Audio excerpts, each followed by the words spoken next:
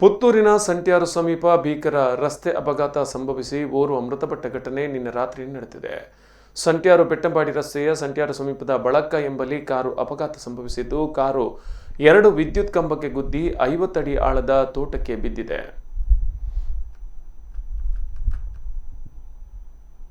ಕೂಡಲೇ ಸ್ಥಳೀಯರು ಗಾಯಾಳುಗಳನ್ನು ಆಸ್ಪತ್ರೆಗೆ ಸಾಗಿಸಿದ್ದಾರೆ. ಅಪಘಾತದಲ್ಲಿ ನಿಡ್ವಳ್ಳಿ ಗ್ರಾಮ ಪಂಚಾಯತ್ ಸದಸ್ಯ ಮುರಳೀಧರ್ ಭಟ್ ನಿಡ್ವಳ್ಳಿ ಮೃತಪಟ್ಟಿದ್ದಾರೆ. ಕಾರಿನಲ್ಲಿದ್ದವರನ್ನ ಬೆಟ್ಟಂಪಾಡಿಯ ದಿಲೀಪ್ ಕುಮಾರ್, ಶಶಿಕುಮಾರ್, ನವನೀತ್ ಹಾಗೂ ಮುರಳೀಧರ್ ಭಟ್ ಮುಂಡೂರು ಎಂದು ಸ್ಥಳೀಯರು ಗುರುತಿಸಿದ್ದಾರೆ.